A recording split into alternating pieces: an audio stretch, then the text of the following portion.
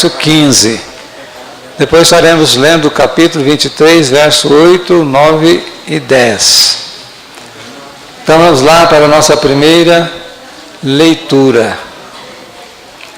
Está escrito a palavra de Deus assim: portanto, vós orareis assim: Pai nosso que estais nos céus, santificado seja o teu nome, venha o teu reino, seja a tua vontade, tanto na terra como no céu.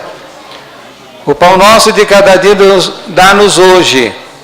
Perdoa as nossas dívidas, assim como nós perdoamos aos nossos devedores. E não nos induz à tentação, mas livra-nos do mal, porque teu é o reino, e o poder, e a glória, para sempre. Amém. Porque se perdoardes aos homens as suas ofensas, também vosso Pai Celestial vos perdoará a vós. Se, porém, não perdoardes aos homens as suas ofensas, também o vosso Pai vos não perdoará as vossas ofensas. Mateus, agora capítulo 23, verso 8, 9 e o 10.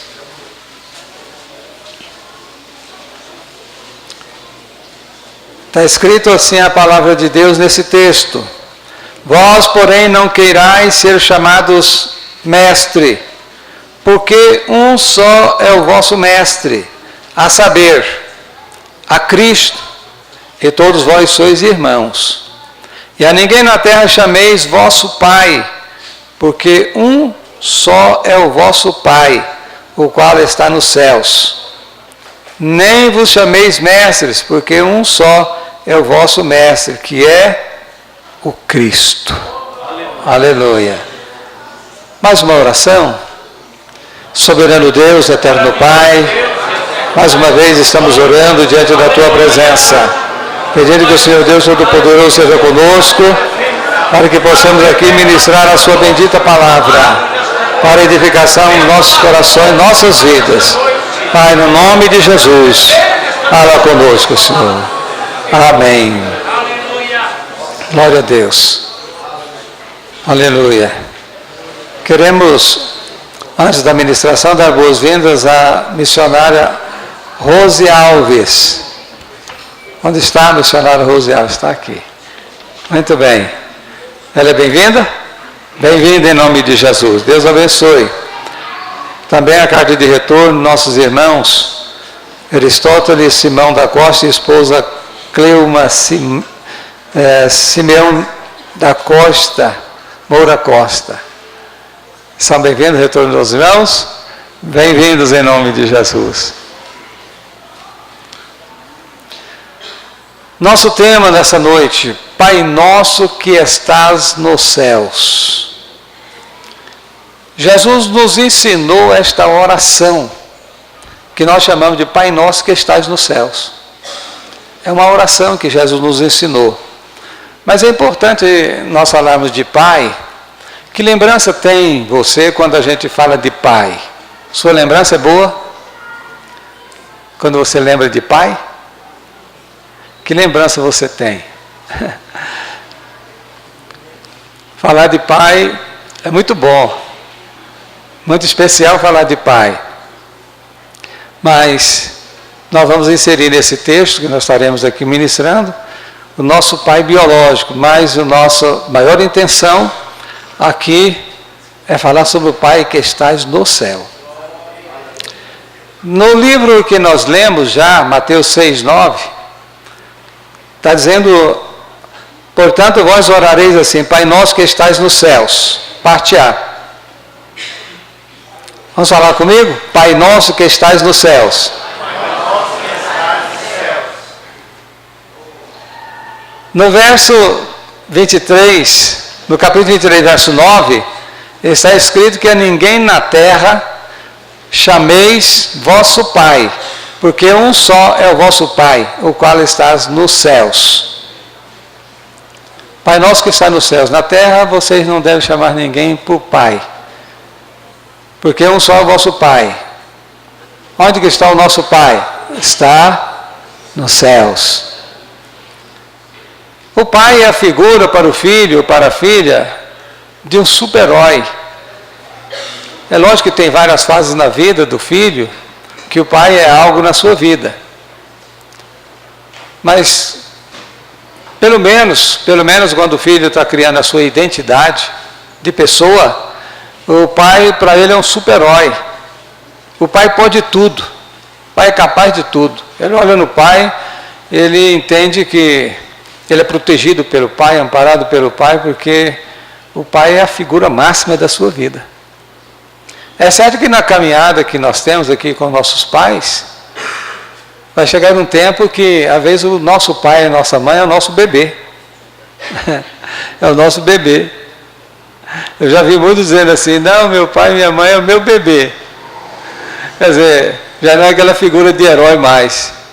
Porque hoje é o bebê que está no braço do pai, dos filhos, o filho que carrega.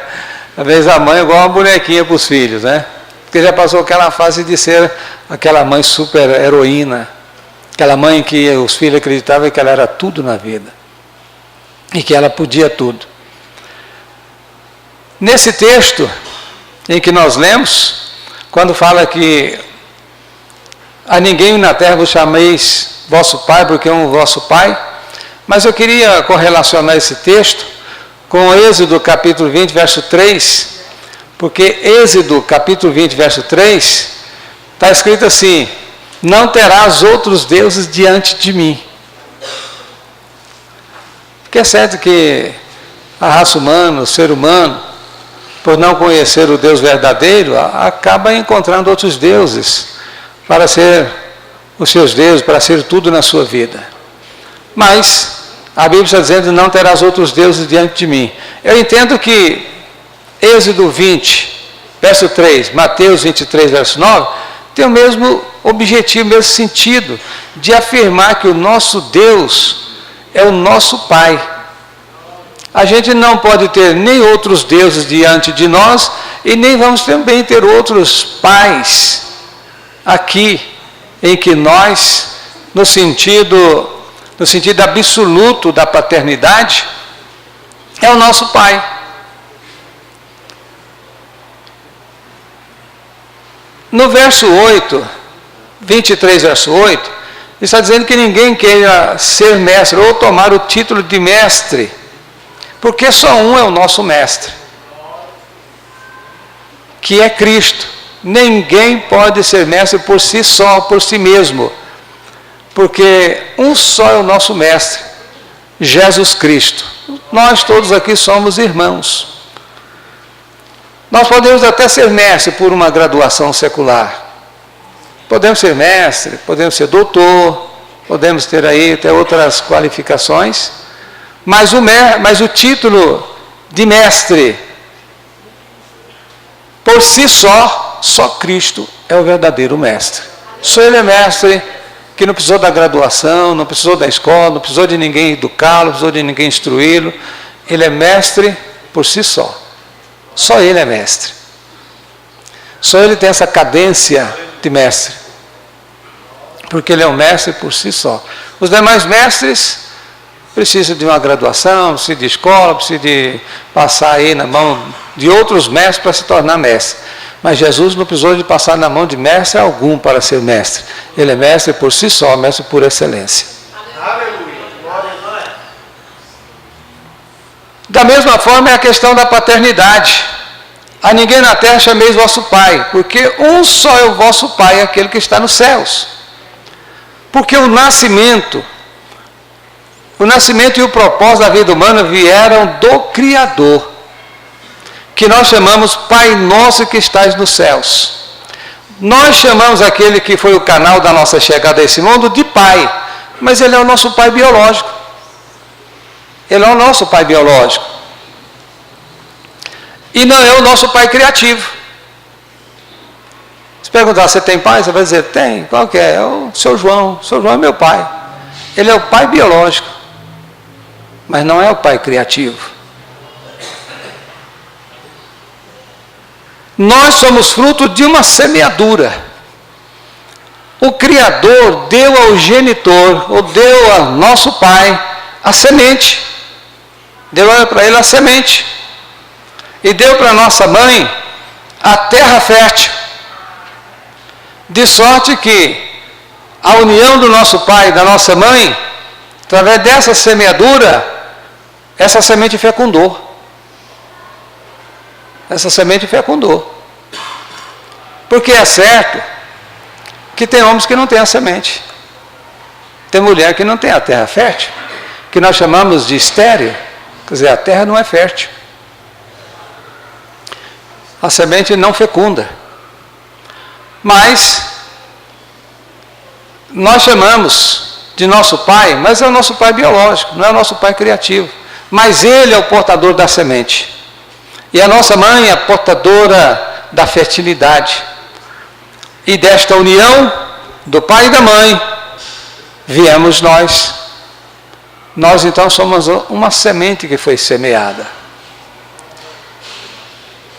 Em 1 Coríntios capítulo 3, verso 6, lá falando de semeadura, falando de plantio, de semeadura, falando do cuidado que precisa ter com a semente que foi semeada, Paulo escreveu dizendo: eu plantei, Apolo regou, mas Deus deu crescimento. O homem planta, a mulher rega, mas quem dá o crescimento é Deus. É Deus que dá a semente. E é Deus que dá o crescimento. Então o homem o homem recebe de Deus a semente. A semente não é por sua própria vontade ou ele que colocou no seu celeiro. É Deus que colocou no homem a semente. E é Deus que dá o crescimento. Então depende de Deus pôr a semente e depende de Deus dar o crescimento. Se Deus não fizer nenhuma coisa nem a outra, então está interrompido o ciclo da vida.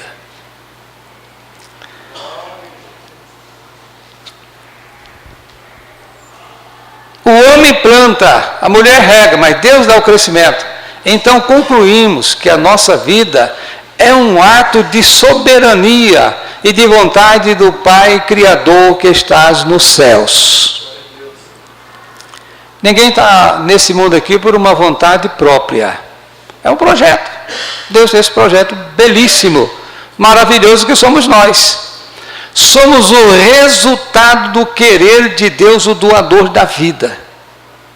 Somos um resultado. Quem pode falar comigo? Somos o resultado do querer de Deus, o doador da vida. Não foi o nosso pai biológico e a nossa mãe fértil que nos deu a vida. Não foi eles que nos deu a vida. Porque se fosse eles que tivessem nos dado a vida, eles poderiam segurar a vida. Se eles nos deu, poderiam segurar a vida. Mas eles não podem segurar a nossa vida. Porque a nossa vida não está nas mãos dos nossos pais. A nossa vida só está na mão do nosso Pai Celestial, o Todo-Poderoso. O homem pode até planejar, preparar, organizar, estruturar segundo as condições físicas, financeiras e emocionais, para depois semear e colher esse resultado. Mas não pode decidir por si mesmo a respeito da vida. O homem casa, a mulher casa, eles podem até planejar, se organizar, preparar, criar um ambiente. Criar um ambiente. Fazer a semeadura, esperar o resultado desse crescimento e colher. Porque nós somos fruto de uma colheita. Ou nós fomos colhidos por uma parteira, ou fomos colhidos lá no hospital por um médico, uma equipe médica. Certo é que nós somos resultado de uma colheita. Nós somos colhidos. Somos resultado de um projeto, de um propósito. E esse propósito é um propósito do nosso Pai Celestial, nosso Pai que estás nos céus. Quando nós lemos João capítulo 14, verso 6, todos nós sabemos já decoradamente. Jesus disse: eu sou o caminho, a verdade e a vida. Parte A, né? Resume dizendo: e ninguém vem ao Pai a não ser por mim. O que é vida? O que é vida? Do latim vita, refere-se vida. É o estado de atividade incessante comum aos seres organizados. Isso é vida. É o período que decorre entre o nascimento e a morte. Isso é vida. Nasceu, cresceu, morreu. É assim.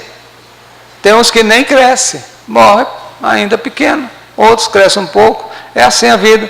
Esse que nós consideramos de vida.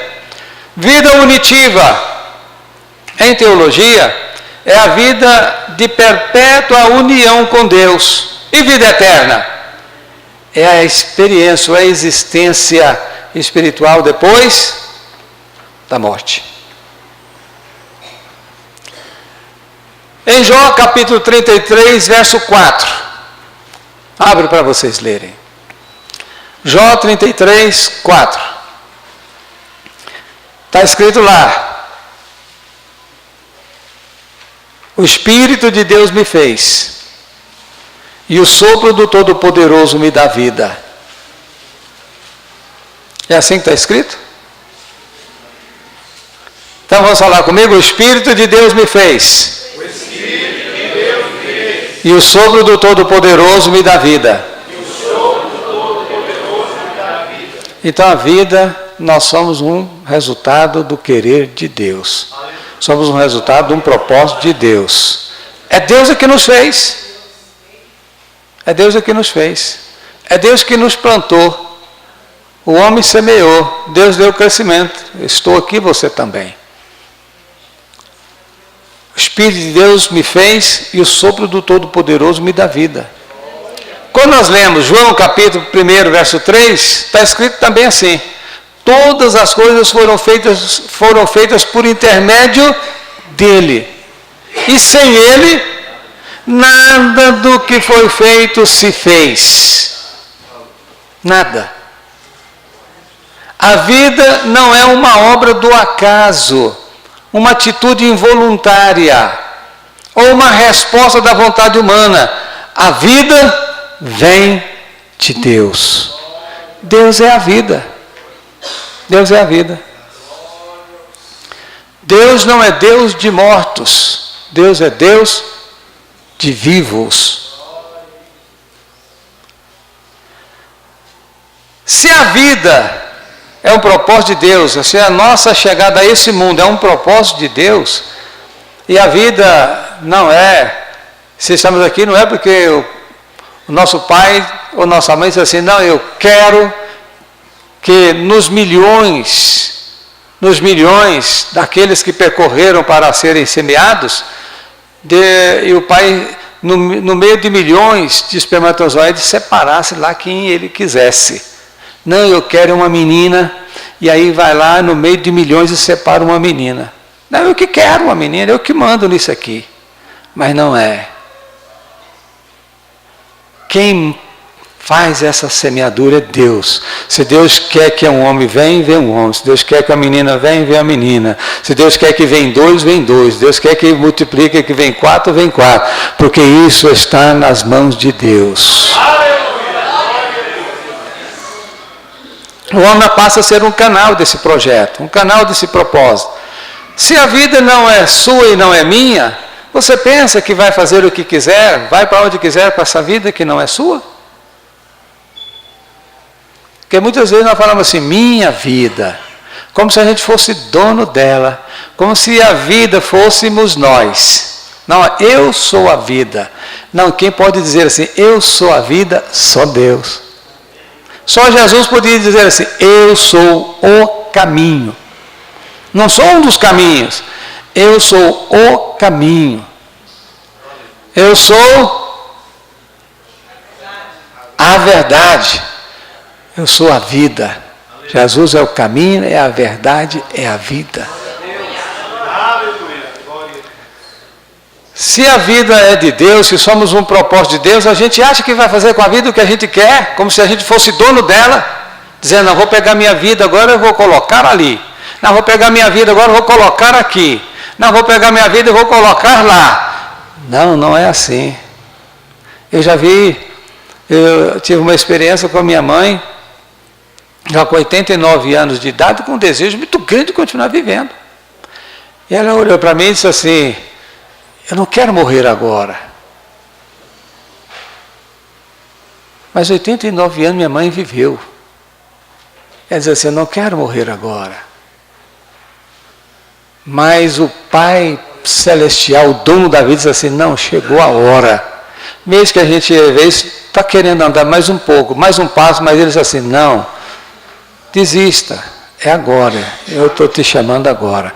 Porque Ele é o doador da vida, Ele é a vida. Ele é que é o Pai. Porque quando nós falamos do nosso Pai, dá uma sensação de que o nosso Pai é muito mais do que um chefe nosso. Que o nosso Pai é muito mais do que uma autoridade, simplesmente. O nosso Pai é um governo. Nosso Pai é um governo. E que o nosso Pai, Ele está na altura de você resolver, pôr tudo nas mãos dEle, Ele resolver desembaraçar tudo na nossa vida. Parece que essa que é a impressão que dá. Mas não é isso que é a realidade. Mas isso não é a realidade. Deus deu ao homem o direito de escolher o lugar de passar a sua eternidade. Passar a eternidade com o Pai que está nos céus, ou passar a eternidade no lago de fogo, onde está o pai da mentira e do engano, que é o diabo. A escolha é nossa. A gente que deve decidir. Somos um projeto de Deus. Mas para morar, para estar na eternidade com o Pai que estás nos céus, a escolha é nossa. Nós temos que fazer essa escolha. Onde passarás a eternidade?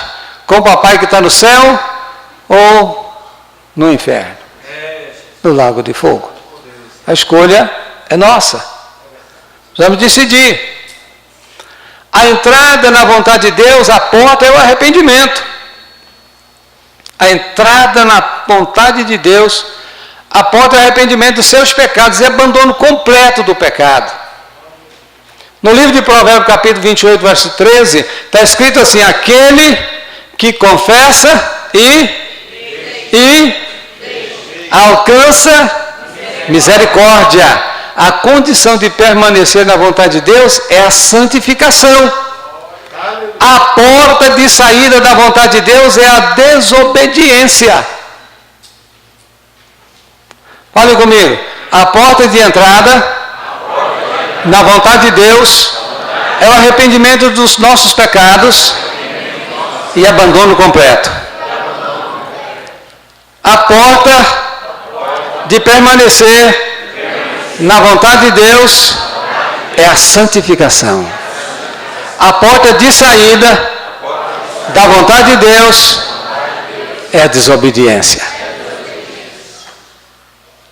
Essa é a verdade. A gente entra pela porta do arrependimento, porque ninguém vai entrar na presença de Deus se não se arrepender dos seus pecados e deixá-los.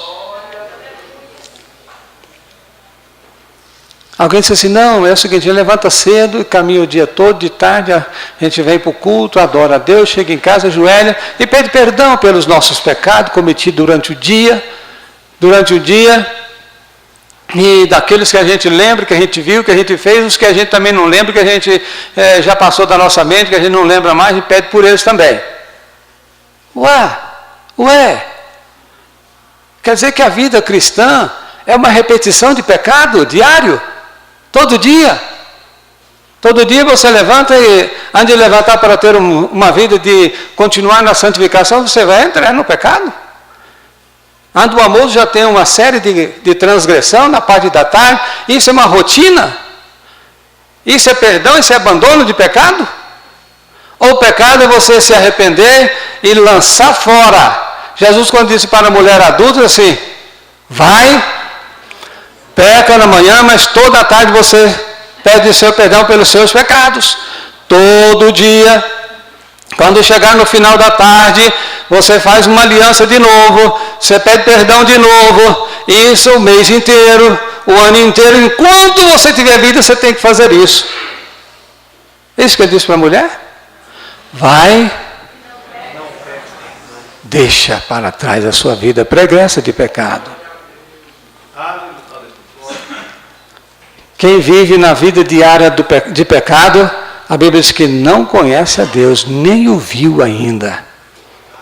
Porque todos aqueles que conhecem a Deus, sabem que precisa de confessar os pecados e deixá-los para trás. E correr a vocação da santificação para Cristo. Já entramos? A porta do arrependimento, já entramos? Estamos permanecendo? Ou queremos pegar a porta do fundo da desobediência para ir embora?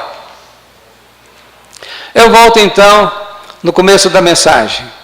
A ninguém chameis vosso Pai, porque um só é o vosso Pai que está nos céus. O Pai que está nos céus, nesta oração ensinada por Jesus, tem alguns princípios. Letra A. Princípio da criação. Tudo é por Ele, por meio dEle e para Ele.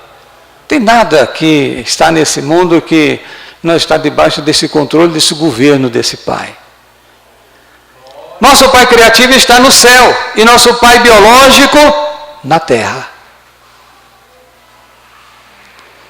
Nosso Pai celestial está nos céus e nosso Pai biológico está na terra.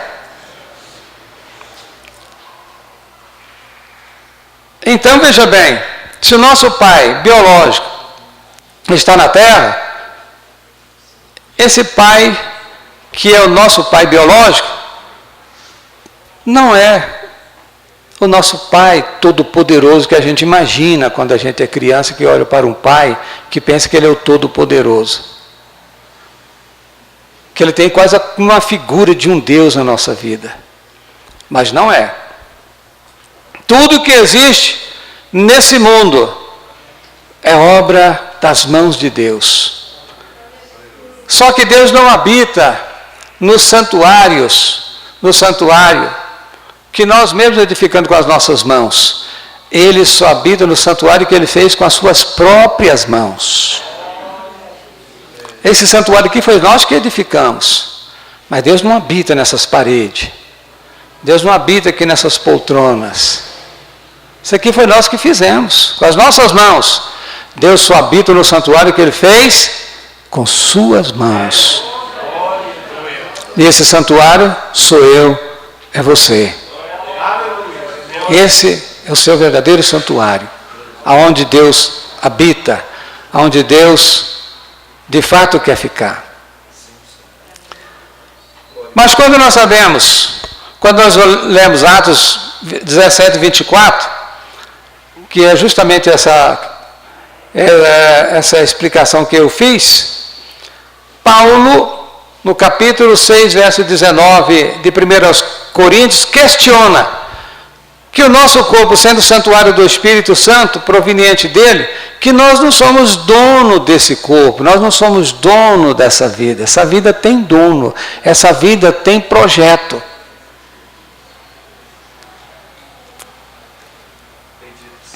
Ninguém é dono da sua, como dizia minha mãe quando queria nos dar uma freada. Menino, você não é dono do seu nariz, porque às vezes ele está debaixo da tutela dela e dele. Do meu pai, você não é dono do seu nariz, vem cá, você não vai, pronto, acabou. Mas nós também não somos dono do nosso nariz. Não adianta empinar o nariz pensando que a gente é alguma coisa, porque esse santuário que somos nós, é um santuário que nós chamamos que é templo do Espírito Santo, é o templo do Espírito Santo, e que nós não somos dono desse santuário. Esse santuário quem fez foi as mãos do Pai Celestial. Ele que fez. Santidade. Santidade. Na oração do Pai Nosso. Santidade. O Pai Celestial é santo e perfeito, enquanto o nosso Pai biológico vive num processo de santificação e a busca da perfeição. O nosso Pai Celestial, perfeito, santo. E o nosso Pai que temos aqui na terra é um Pai que está no processo de santificação. Se não está, precisa. A busca da perfeição. Precisamos considerar, conforme disse Hebreus capítulo 14, verso 2, verso 12, a parte B. Sem santificação ninguém verá o Senhor. Ele exige que cada pessoa, ao buscá-lo, ele não é irresponsável, ele é perfeito, santo, por natureza. Certamente, que o nosso Pai, que nós já falamos, que é um Pai que muitas vezes, quando nós somos ainda bem crianças, olhamos para Ele, Ele é o todo-poderoso na nossa vida, é a nossa referência. Olha, qualquer coisa assim, vou chamar meu pai, que meu pai resolve tudo. Mas chega o tempo que o papai, que o filho ou a filha vai dizer até mesmo que o nosso pai é o nosso bebê, é o nosso filho. Assim, agora eu era filho e filha deles, agora eu sou mãe deles, pai deles. Eu vi uma senhora bem de idade, a menina, a filha para dizer assim, eu sou sua filha. Ela dizia assim, não, você é minha mãe. Ela dizia assim, minha mãe é meu bebê. Mas o nosso Pai Celestial nunca vai ser o nosso bebê. O nosso Pai Celestial nunca vai ser um irresponsável. Aleluia. O nosso Pai não cansa, o nosso Pai é o Todo-Poderoso. Não vai chegar aqui e falar assim, meu Deusinho, agora é meu bebezinho. Não. Deus continua todo-poderoso, Senhor. Toda hora que você olhar para Ele, você vai encontrar um Pai forte, um Pai poderoso, um Pai Senhor, um Pai grandioso, um Pai cheio de autoridade e de graça.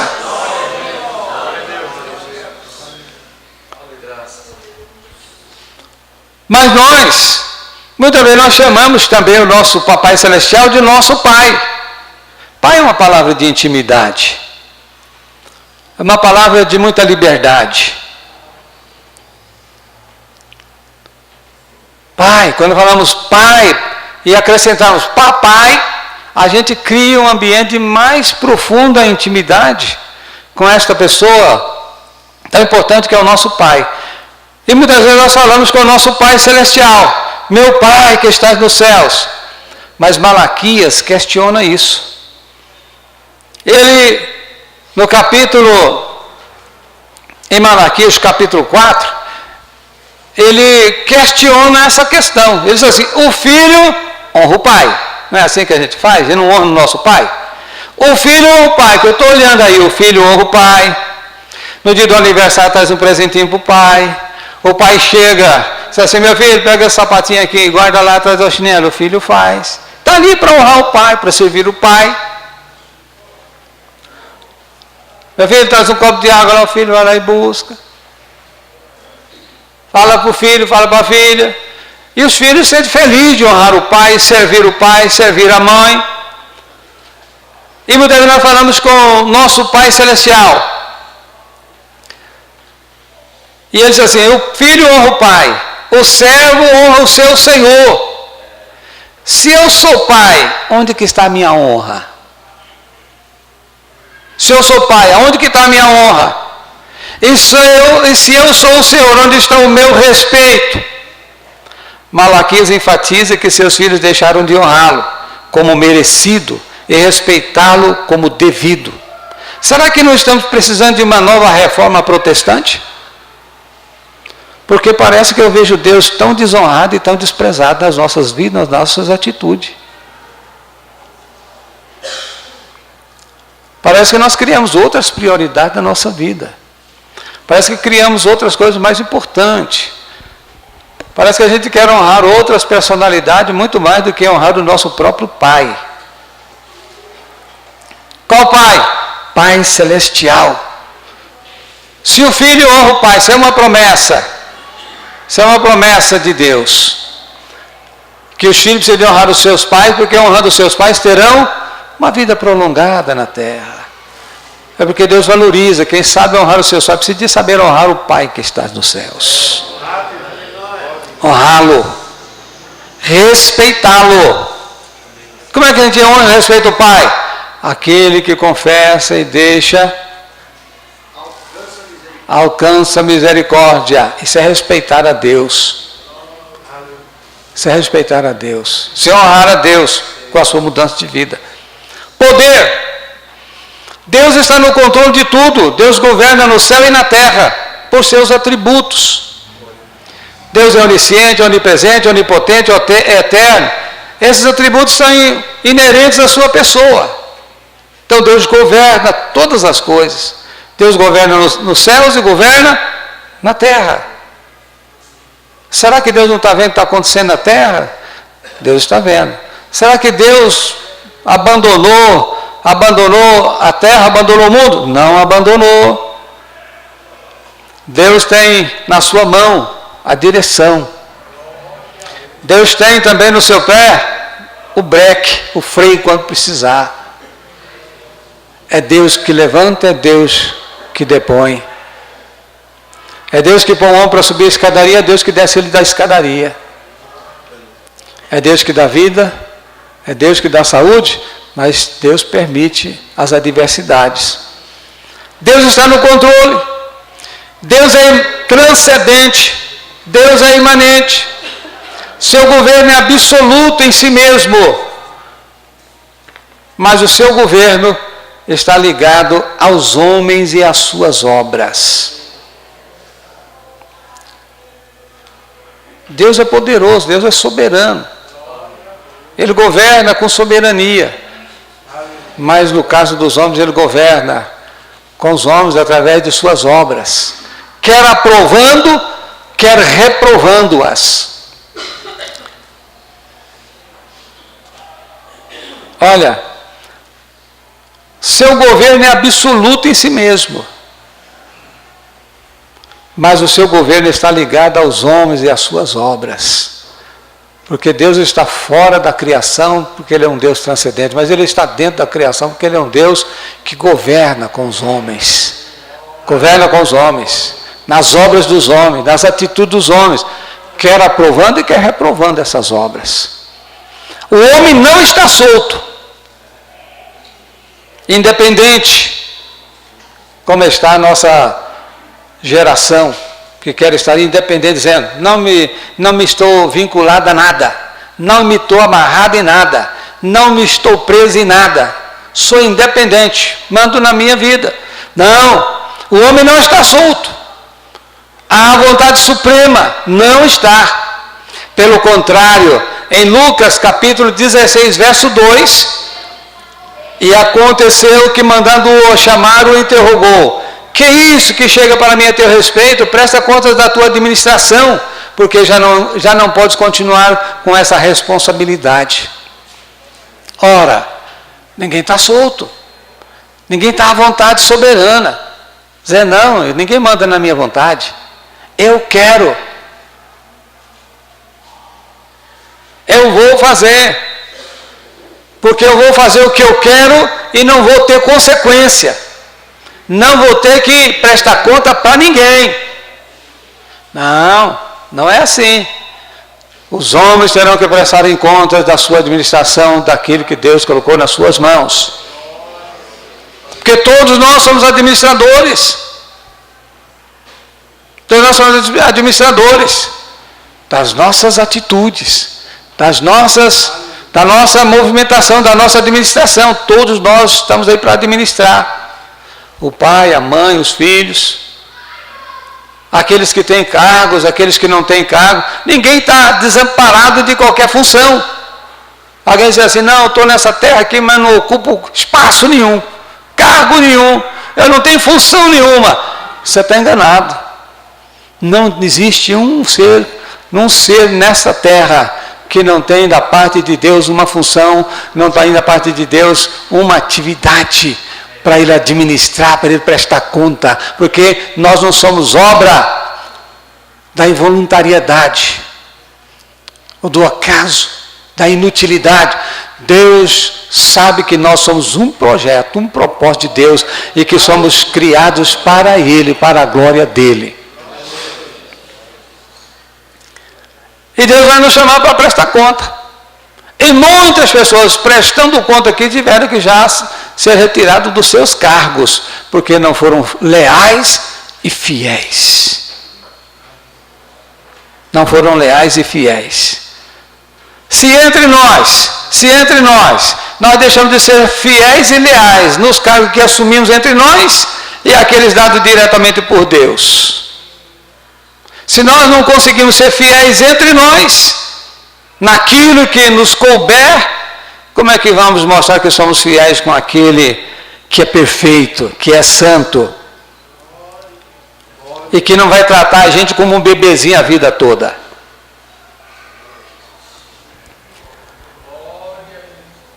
Quando nós lemos Atos capítulo 17, verso 31, diz que os homens serão julgados por Jesus Cristo.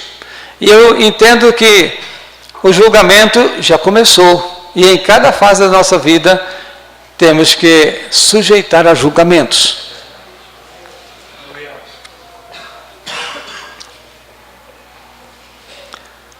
A Bíblia diz assim, olha, se nós julgássemos a nós mesmos, nós seríamos julgados.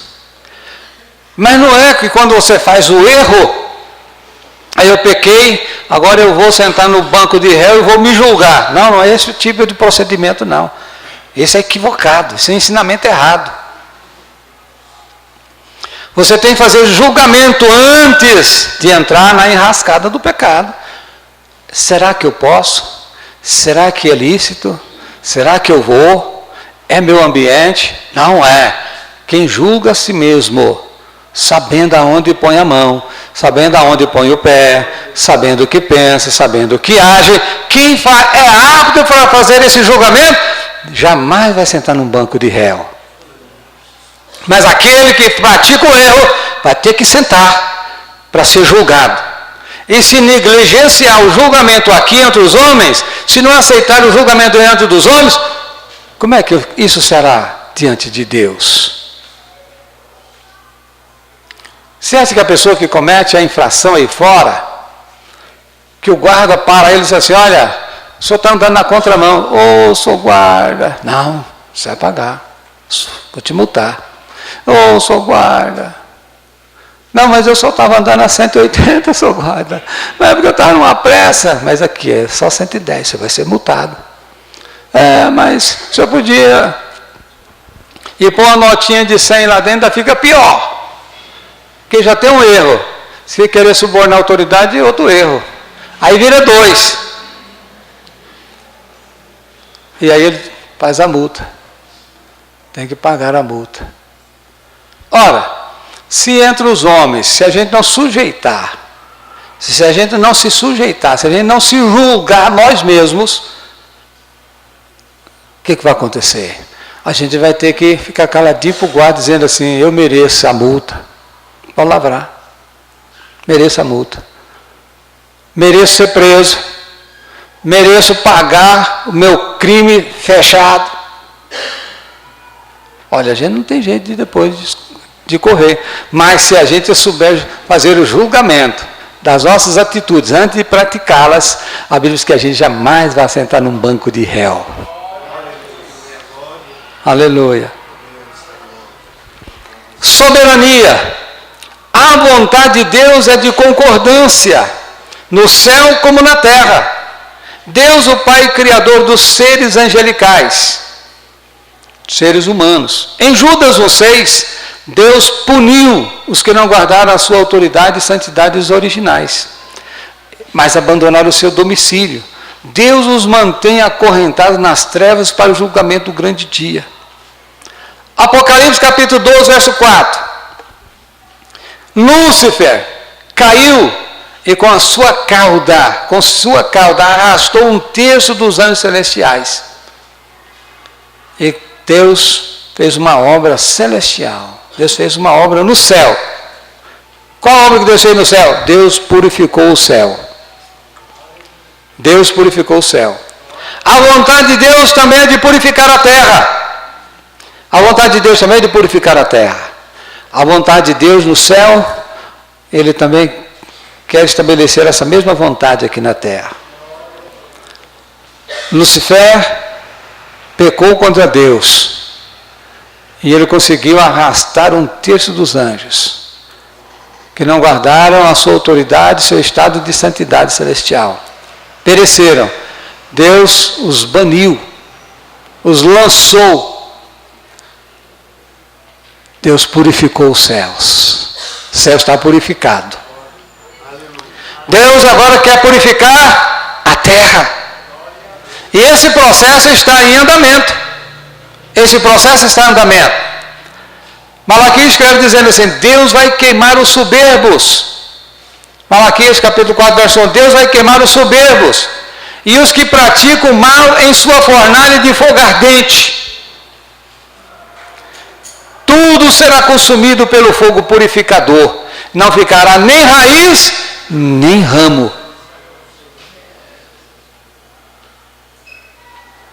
Deus purificou os céus. Deus vai purificar a terra. Onde a iniquidade campeou os céus, Deus passou a sua vassoura da santidade. Agora Deus vai purificar a terra. A vontade de Deus é de concordância nos céus e na terra. Senhor, assim como o Senhor deu jeito no céu, dá jeito aqui na terra, Senhor. Assim como o Senhor purificou o céu, purifica aqui a terra, Senhor. Assim como o Senhor destronou Lucifer, destrona o mal, destrona o ímpio, destrona o soberbo, destrona o arrogante, destrona o iníquo. Assim como o Senhor passou a sua vassoura da santidade, passa a vassoura aqui na terra. Queima. Malaquias diz assim: Deus vai queimar o soberbo, vai queimar o mal na sua fornalha de fogo ardente. Se a fornalha de fogo ardente de Nabucodonosor, para jogar os crentes lá, ele mandou aquecer 7 vezes mais, ele vai mandar aquecer 70 vezes 7 para jogar os ímpios e o soberbo na sua fornalha de fogo ardente. Só que tem uma coisa: na fornalha de Nabucodonosor entrou lá o quarto homem. E aqui nessa terra não vai ter o quarto homem, porque o quarto homem levou a igreja. E essa terra está desamparada debaixo da ira, do furor de Deus. Esse processo de purificação na terra está em andamento para uma conclusão final. Em Apocalipse capítulo 20, verso 10, verso 14 e 15, Satanás já sentenciado em Apocalipse, a besta e o falso profeta e os demônios irão para o lago de fogo, e todos aqueles que seus nomes não constarem no livro da vida. E no Salmo 9, verso 17, os perversos serão lançados no inferno, e todas as nações que se esquecem de Deus.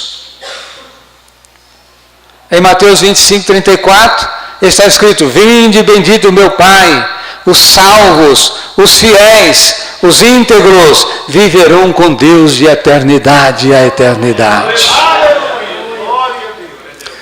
Porque qual pai que não quer os seus filhos com ele? Qual pai que não quer os filhos com ele? Eu vejo pai com tanto amor pelos filhos, que faz uma casa, compra um terreno, até maior um pouquinho, faz uma casa no fundo para o filho, faz outra em cima, para ficar junto com eles. É o desejo de muito pai, de fazendo, de puxando mais um quartinho, mais uma salinha para pôr os filhos, para viver com eles, sabendo que o nosso pai biológico tem uma carreira aqui e vai embora. De repente ele vai embora, larga os filhos para trás. Ele diz assim: mas eu não queria ir. Deus fala assim: mas eu quero que você venha. Sim, senhor. Não tem jeito. Quando o pai dá ordem, não tem jeito. Queria andar, mas não, eu quero você aqui. E esse pai que tem esse amor, querendo seus filhos juntamente com ele, porventura o nosso Pai Celestial não quer que todos os seus filhos estejam com ele? O maior prazer de Deus é de ter os seus filhos com ele. Aleluia. Deus que cuida. Deus provedor de nossa subsistência diária. Filipenses capítulo 4, verso 6. Não andeis ansiosos por motivo algum. Por que você está ansioso? Por que você está ansiosa? Em 1 Pedro capítulo 5, verso 7. Lançando sobre ele toda a vossa ansiedade, porque ele tem cuidado de vós. Os gentios são muito ansiosos. Mas os filhos de Deus não podem viver na ansiedade. Diz que o Brasil é o país mais ansioso da América Latina. Porque onde nós vencer uma tempestade, a outra chega. Nós estamos sempre num estado de alerta. De tanta crise, de tantos problemas, de tantos enfrentamentos, nós ficamos naquele estado tenso. Isso gera ansiedade, desconforto, incertezas. Mas nosso Deus é um Deus provedor de nossa subsistência diária. É Deus que cuida de nós diariamente. Diariamente Ele cuida de nós. Lança sobre Ele a vossa ansiedade. Não é murmurar. Quer dizer, será que Deus não vai abrir a porta? Eu já lutei. Não vai para a murmuração, vai para a adoração. Não vai para a murmuração, vai para a oração. É Deus que tem a mão na maçaneta de qualquer porta. Se Deus pôr a mão na maçaneta da porta, pode estar fechado com um segredo. Deus pôs a mão, o segredo abre. Porque Ele tem a mão poderosa. Agora a gente prefere ficar mendigando, esfolado, sofrendo, murmurando, nervoso, contrariado. Não andeis ansiosos. Porque eu estou desenvolvendo essa palestra com os irmãos, baseado no texto que li, Mateus 6, verso 9 até o verso de número 14, até o verso de número 13, 14. Então, olha, no Salmo de número 37, verso 25, está escrito assim: nunca vi desamparado o justo. Eu preciso que vocês repitam isso comigo. Irmãos, o nosso Deus não é o nosso pai terreno. Que você chega no pai e fala assim: pai, mas não tem pão hoje cedo. E o pai fala assim: meu filho, hoje não tem mesmo. Ele não tem, mas o Pai Celestial tem. Porque os nossos pais não é o Todo-Poderoso. Nosso pai está sujeito a muitas adversidades. E muitas vezes o nosso pai não vai buscar na despensa que tem. E aí, pode faltar na mesa. Mas o pai que sabe que a mão dele não tem, mas se ele sabe que o pai tem, e tem despensa, e que Deus é o dono e controlador dessa despensa, então tem que pegar lá. Tem que buscar lá, tem que pegar lá. É lá que tem. Porque a Bíblia está dizendo: nunca vi desamparado o justo. Vamos falar comigo? Nunca vi desamparado o justo, e a sua descendência mendigar o pão. Será que nós lemos a Bíblia só por ler? A palavra de Deus é a verdade, ou a gente lê a Bíblia e fala assim: eu sei que a Bíblia é a verdade, mas... E continua na lamentação, na ansiosidade? A Bíblia é a palavra de Deus. Não é a palavra do homem. Não é a palavra de qualquer autor. Não é a palavra simples, uma palavra simplista. É a palavra de Deus, é poder. Aleluia. No Salmo 23, verso 1. O Senhor é o meu pastor. Tem uma versão que diz assim: o Senhor é meu pastor e de nada tenho falta. Vamos falar 1, 2, 3? O Senhor é o meu pastor e de nada tenho falta. Está te faltando alguma coisa? Tem, pastor, está faltando. Você sabe onde que tem? O que está precisando? Você sabe onde que tem o que você está precisando? Na despensa do Pai que cuida. Nosso Pai está nos céus.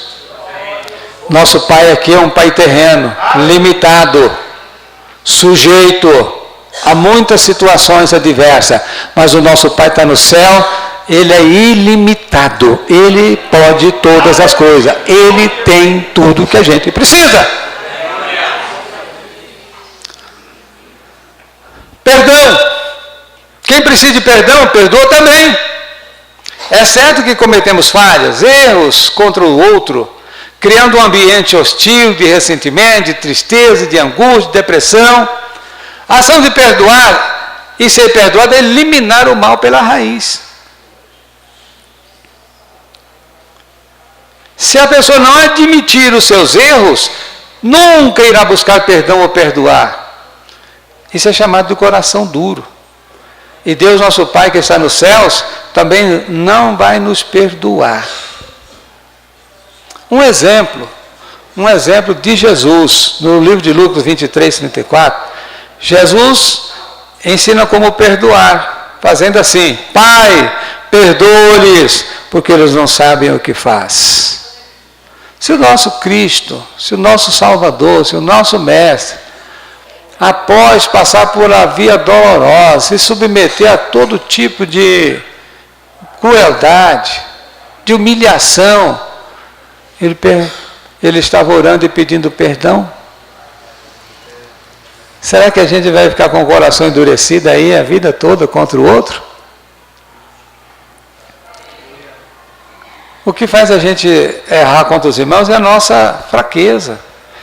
A nossa fraqueza. E muitas vezes nós precisamos de pedir perdão, sim. Pedir perdão também para o nosso pai, para a nossa mãe. Não erra contra o pai? Erra contra o pai. Os filhos também erram. Os filhos também muitas vezes são grosseiros com os pais. Precisa de pedir perdão. Muitas vezes os pais precisam de pedir também perdão para os seus filhos. Perdão é saúde. Perdão é abrir o caminho também para ser perdoado por Deus. Porque quem não perdoa não será perdoado. Quem não perdoa, prende o outro, amarra o outro. E fica preso na mão do outro. Libera. Fala, irmão, você está liberado, você está perdoado. Perdoar é liberar o outro, dizendo, está perdoado. Está perdoado. Mas você não faz assim comigo mais não. Isso não é perdão, isso é condição. Perdoa. Está perdoado. Está perdoado. Oh, irmão, me desculpa, me perdoa. Está perdoado. Deixa eu te dar um abraço. Vai em paz. Vai cuidar da sua vida. Vai em paz. Deus será contigo. Você está abençoado e perdoado. Papai do céu também, olha lá do céu, também te perdoa. Limpa também sua ficha. Aleluia. Aleluia. Vamos lá. Permanência. Só por Deus estamos de pé diante das tentações. Pai, nos livre de cair nas tentações. Porque nós precisamos de permanecer sem pecar. Precisamos permanecer seguro nas Escrituras. Só Deus pode nos manter de pé diante das tentações. Só Deus. Seguindo uma orientação bíblica, no livro de Coríntios, na primeira carta, capítulo 10, verso 12, está escrito assim: aquele que julga estar em pé, não fique achando que você está em pé porque você tem mais mérito, tem mais prerrogativo do que os outros. Se está em pé, é a bondade de Deus. Você vem cuidando, você vem vigiando, você vem mantendo todo o cuidado. Por isso você está em pé. Está em pé? Cuide-se para que não caia. Sendo necessário observar as diretrizes da palavra de Deus em Marcos 33, 13. 33, 33. Está escrito assim: olhai, vigiai e orai, porque não sabeis quando chegará o tempo da tentação, da provação. Precisamos de estarmos trabalhando pela aprovação. Não há hipótese em reprovação. Olhai, vigiai e orai. Vamos falar comigo? Olhai, vigiai e orai. Olhe para você não tropeçar. Olhe para você não cair no buraco. Olhe para você não passar aí e a serpente que está à margem do caminho te ofender. Olhe, abra os olhos. Esteja com os olhos abertos. Vigia. Vigia com esse mundo traiçoeiro, mundo de enganação. Depois, ore. Proteja. Fortaleça. Porque a gente não sabe que hora que vai chegar a tentação. Aí não sabe. De repente a tentação aparece. Tentação. Não sabe quando vai chegar a aprovação. E a gente não pode trabalhar com a hipótese de ser reprovado. Escutem aqui. Quantos alunos aqui tem que está estudando? Quantos estudantes estão aqui? Quantos? Vocês estão estudando, vocês estão trabalhando com a possibilidade de ser aprovado ou reprovado? Quem está trabalhando com a hipótese da reprovação? Ninguém. Você vai entrar numa escola com a hipótese para ser reprovado? Você vai entrar com a hipótese de ser aprovado. Você vai entrar e vai lutar de um e dente para ser aprovado. A vida cristã não é diferente. Mas você pode chegar lá e o professor fala assim, eu já tenho uma prova. Ah, mas o senhor não avisou. Não precisa de avisar não, a prova chega. Você tem que estar apto para poder desenrolar a prova e ser aprovado. Glória a Deus. Você está estudando. Você está na escola, não tem que falar assim, amanhã vai ser a prova, tá a hora que eu vou chegar aqui, olha, ainda, qual que é a matéria que o senhor vai dar? Ainda vou dar essa matéria e essa. Não. Você está na escola, você tem que estar pronto para a prova. O professor pode chegar a qualquer hora e dar a prova. A vida cristã é assim, você não marca o dia que você vai ser provado, você vai ser tentado. Pode aparecer, levanta cedo dizendo, oh, mas que maravilha, que céu bonito, que vento gostoso. De repente, na próxima esquina, você está com a prova. Você está com a prova. E aí, meu filho, você não pode trabalhar com a hipótese da reprovação. Quando a trombeta de Deus tocar, você tem que estar pronto para cantar o hino da vitória. Você tem que estar pronto para subir. Você não pode entrar num negócio com a hipótese de perder, de fechar a empresa, de ser prejudicado na empresa. Não, você tem que entrar num negócio para poder amanhã construir uma grande empresa. Ah, vou pegar meu dinheiro aqui, vou aplicar nesse negócio aqui, mas eu não sei, eu vou fazer isso aqui, mas eu sei que eu não vou passar, sei que isso aqui não vai para frente. É assim que a gente faz?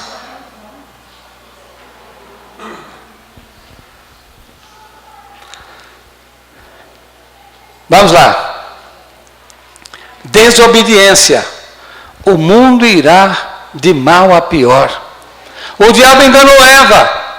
E Adão deliberado comeu o fruto da árvore que Deus havia dito para não comer. Deus não tratou Eva nem Adão como coitadinhos do Éden.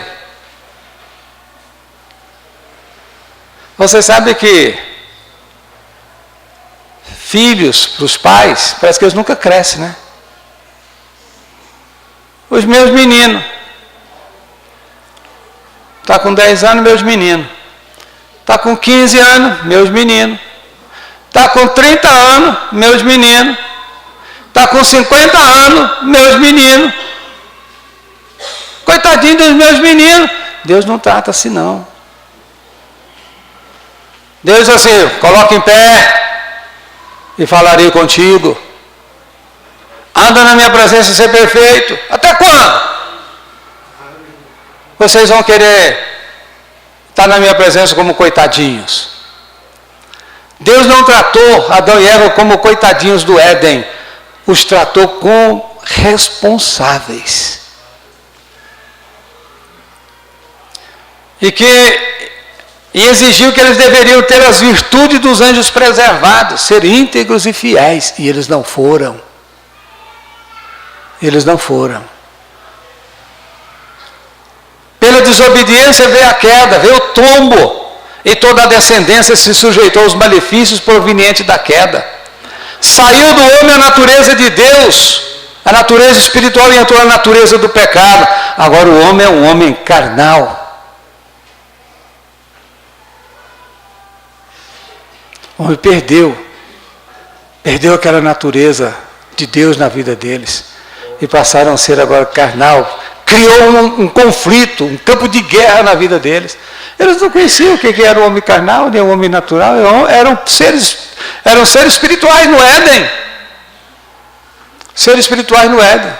Homens espirituais. Porque seres espirituais só os anjos. Mas homens espirituais no Éden. Mas quando eles caíram na tragédia do pecado, ficaram carnais, criou um campo de guerra no meio deles. Aquilo que quero fazer é o que acabo fazendo. Aquilo que eu não quero fazer, acabo fazendo. Gostaria de ter uma vida santa, mas estou levando uma vida imunda. Gostaria de não mentir, mas minto. Gostaria de ser fiel, mas sou infiel. Quem que vai me livrar do corpo dessa morte? O homem ficou carnal, ficou com uma guerra. E agora ele tem que saber que tem essa guerra com ele.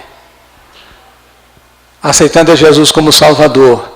Porque agora, quando nós aceitamos a Cristo, nós pedimos de volta essa natureza. Essa natureza de governo espiritual. Quem está em Cristo, nova criatura é. E com essa nova criatura, de ser uma nova criatura, ele recebe a natureza de Deus na sua vida. E através dessa natureza espiritual, ele crucifica o homem carnal. Crucifica o homem carnal. E governa e passa a dominar o conflito desse campo de batalha que o homem tem. E ele não pode descuidar, porque ele tem que levar isso até o fim. E cantar o hino da vitória como um general. E dominar o campo de batalha desse homem carnal, desse homem natural. Porque diz que as coisas espirituais, os espirituais desfilem espiritualmente. Mas os carnais, os naturais, é loucura as obras do espírito, do homem espiritual. As coisas velhas se passaram, agora eis que tudo se fez novo. Em Mateus 24:12, com esfriamento do amor, a iniquidade aumentou, multiplicou, e está da maneira que estamos conhecendo o mundo dos nossos dias. O amor esfria, aumenta a transgressão. Quanto mais o homem quer viver no mundo do seu isolamento, da sua individualidade, do seu indiferentismo, mais o amor se distancia, mais a licenciosidade, mais a promiscuidade, mais a impureza, mais o pecado, mais a transgressão multiplica na vida do ser humano. Em 2 Timóteo capítulo 3, verso 13, mas os homens maus e enganadores irão de mal a pior, enganando e sendo enganados. Mas os homens maus e enganadores irão de mal a pior. Porque aquele que semeia o mal, ele vai colher aquilo que está semeando. E é por isso que o mundo está um mundo de enganadores. Um mundo de perversidade. Por isso que o mundo não tem melhora. O remédio do mundo é o mundo se converter a Cristo. Mas não é isso que está acontecendo nos últimos dias. Os homens e as mulheres estão se distanciando do amor, vai distanciando de Deus, porque Deus é amor. E o homem vai ficando perverso, vai ficando mal, e cada dia o homem vai enganando e sendo enganados, e vai caminhando para a destruição. E estamos no mundo sem retorno. Meus irmãos, nós estamos num mundo muito perigoso. Não é fácil levar a fé cristã. Não é fácil. A fé cristã é um desafio. Grande desafio. Porque você tem que sair cedo de casa, andar na sociedade, trabalhar, comprar, vender, negociar, falar, ouvir. E tem que chegar na sua casa sã e salvo. Sã e salvo. Sã e salvo. E para você conseguir isso, você tem que estar ligado direto com o Pai Celestial. Ligado direto. Para você conseguir fazer isto. Não é fácil. Basta um cochilo. Basta uma palavra, falei aqui na terça-feira passada.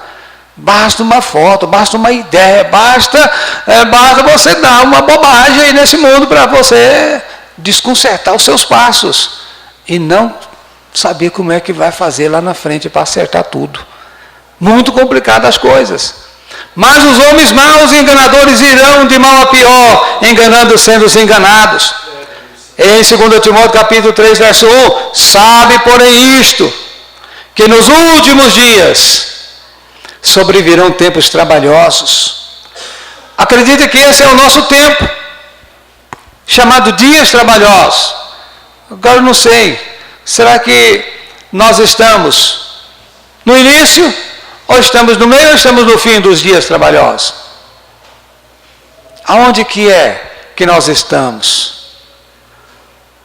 Sabe, porém, que nos últimos dias, nos últimos tempos, finalizando a caminhada da raça humana na Terra, sobrevirão tempos trabalhosos.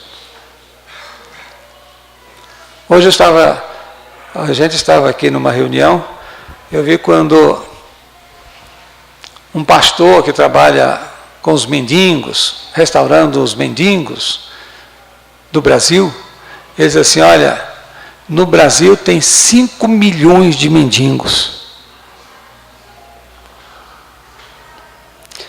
Andando nas rodovias, 5 milhões. Falou assim, nós temos muitos países no mundo que tem 1 milhão de pessoas, 1 milhão de habitantes, 2 milhões, menos. O que tem no Brasil compara-se aproximadamente a 10 nações de mendigos no Brasil. Isso são dias trabalhosos.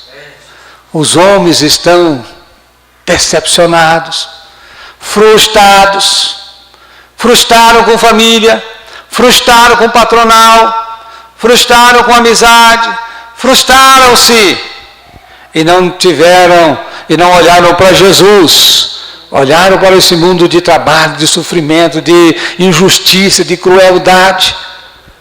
Pegou uma trouxa, pôs na cabeça e virou mendigo.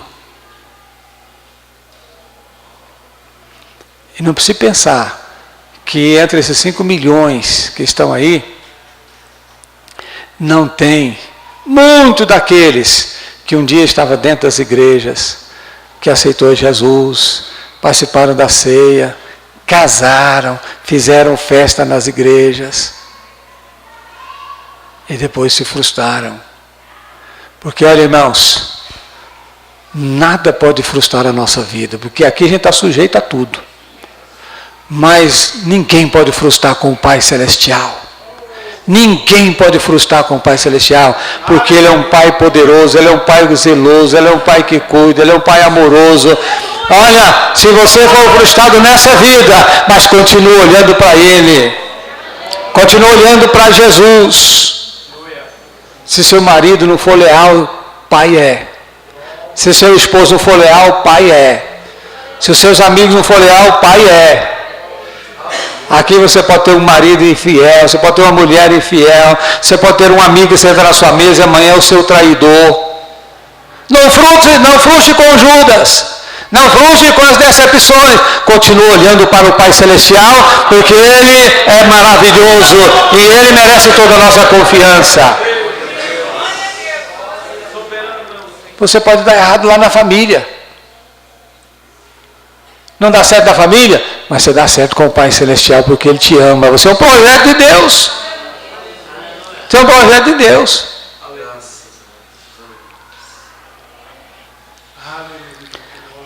Nós não sabemos se nós estamos nos dias trabalhosos, se é no início, se é no meio, se é no fim. Certo é que eu entendo que nós estamos passando por dias ou período trabalhosos. A desobediência é a porta de saída do homem da vontade de Deus e dos seus propósitos. Falem comigo uma palavra. Sem Jesus, o mundo só piora.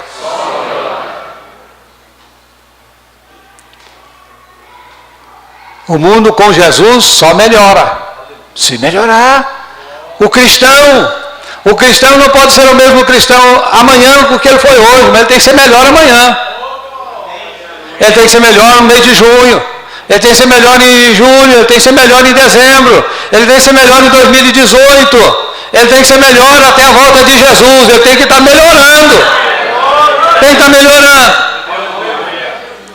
Porque com Cristo só melhora. Mas sem Jesus só piora. Ah, não vou para a igreja não, que estou desanimado. Vai piorar. mas o culpado é meu marido, vai piorar. Ah, mas o culpado é o vizinho, vai piorar. Ah, mas não vou orar mais, porque eu já orei 5 anos e não resolveu, vai piorar se eu separar. Tem oração que precisa de orar 100 anos. Os irmãos morávios orou 100 anos buscando um avivamento. 100 anos, ininterruptos. Então orou a família deles e orou a geração. A família e a geração oraram 100 anos. Quando deu 100 anos, Deus ouviu aquele clamor e levantou um grande avivamento na terra. Aleluia.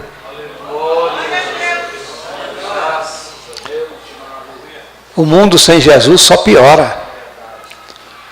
Não desanima da sua vida de oração, da sua vida de consagração, da sua vida de obediência. Deixa o mundo falar o que o mundo quiser, o mundo não tem promessa. Quem tem promessa é o povo de Deus, quem tem promessa é quem aceita Jesus. Você não vive para agradar o mundo, e nem vive para agradar a você mesmo, você vive para agradar o Pai. É Ele que precisa estar feliz e satisfeito com a sua vida. É Ele que precisa estar feliz com a minha vida. É Ele que precisa me achar bonito. É assim que o Pai faz? Meu filho é bonito. Quem tem que achar bonito a gente é o Pai. Não é os outros aí fora que tem que dar opinião na minha vida, o que eu tenho que fazer. É o Pai que tem que me achar bonito. E é Ele que me acha bonito. Agrade a Deus, serva a Deus. Que aí só melhora. Que aí só melhora. Deus tudo pode. Deus tudo pode. Dele é o poder. É a glória para sempre. Deus pode todas as coisas. Esperamos unicamente no Senhor. Salmo 37, versículo de número 39. A salvação dos justos vem do Senhor. Hebreus 11:6. Ora, sem fé é impossível agradar-lhe, porque é necessário que todo aquele que se aproxima de Deus creia que Ele existe e que é galardoador dos que o buscam. Sem fé é impossível agradar a Deus. Sem fé é impossível agradar o Pai Celestial. É necessário que você tenha o seu Pai, aproxime dele, sabendo que Ele é um Deus real, que Ele é galardoador de todos aqueles que aproximam dele. Deus é um Deus recompensador. Não precisa pensar que você vai levar a vida de oração, que Deus não vai te recompensar. Deus vai te recompensar. Deus vai te abençoar. Não precisa ficar esperando bênção no toque de mágica, não. Bênção é comunhão. Bênção é comunhão. Mantenha comunhão com Ele, que as bênçãos estão asseguradas. Bênção não é um estalo de Deus, não. Está abençoado. Leva. Não. Isso é mundo horizontal. O mundo vertical é comunhão. Você quer ser abençoado e quer garantir as bênçãos de Deus? Comunhão com o Pai. Amizade com o Pai, submissão ao Pai. Não é assim que faz com o Pai, que eu falei no começo? O Pai chega e diz assim: meu filho, traz uma água lá. Você vai lá, feliz da vida, por você ter a oportunidade de levar uma água para o seu Pai. Leva água, fala assim, o Pai bem fala assim: o senhor quer mais outra água? Faça isso com Deus. Pai, o que o senhor quer que eu faça? Eu já fiz isso, mas o senhor quer mais? O que o senhor está precisando? Estou aqui, estou às ordens, sou filho, sou filha. Aleluia. Mateus 6, 9, 10, 11, 12, 13 e 14. Eu vou ler o verso 9, vocês vão ler o 10. Vou ler o 11, vocês lerem o 12. Vou ler o 13, vocês lerem o 14. Vamos lá, 1, 2, 3. Portanto, vós orareis assim: Pai nosso que estás nos céus, santificado seja o teu nome. Venha o teu reino, seja feita a tua vontade, tanto na terra como no céu. O pão nosso de cada dia nos dá hoje. Perdoa nossos ofensas, assim conforme perdoamos aos nossos devedores. E não nos induzas à tentação, mas livra-nos do mal, porque teu é o reino, e o poder, e a glória, para sempre. Amém. Verso 14. Porque se perdoares aos homens as suas ofensas, vosso Pai Celestial vos perdoará a vós. Fique em pé, todo o povo de Deus.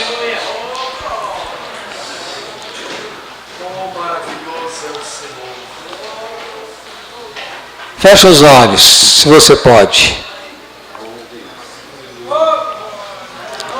Fecharam os olhos? Cadê o Papai do Céu? Faz uma reflexão, faz uma meditação do Pai que está nos céus. O Pai aqui na terra, o Pai biológico, você já conhece. Você já é amoroso, amorosa com Ele. Senta no colo do Pai. Abraça. Tem filho que beija o Pai. Chega, enfia a mão no bolso dele, fala assim: Pai, estou precisando de pôr a mão nesse bolso aqui. Meu Pai é bom, né? E o Pai Celestial? Você pelo menos hoje já disse assim: Papai do Céu, eu te amo. Pai, deixa eu sentar um pouquinho no seu colo. Aleluia. Deixa eu sentar um pouquinho no seu colo, eu estou precisando muito do seu carinho. Eu estou precisando do seu amor hoje. Porque tem dia que a gente levanta precisando de mais do Pai. Precisando de mais do Pai.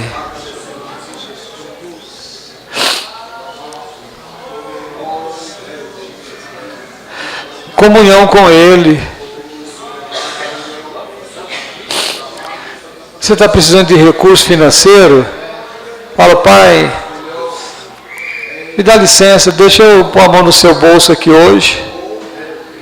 Papai do Céu tem. Ele é o dono do ouro, é o dono da prata. Ele tem casa para morar aqui nessa terra. Tem calçado para calçar, roupa para vestir, comida para comer, vida para viver. E depois de a gente cumprir o projeto aqui na terra, Ele tem o céu para a gente morar eternamente com Ele. Não desanime. O Pai do Céu pode tudo. Vamos fazer uma oração. Faz uma oração que você achar que o Papai do Céu gostaria de ouvir você orar, ou você falar com Ele.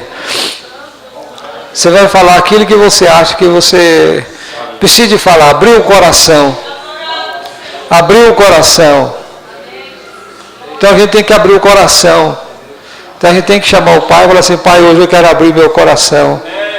Aleluia.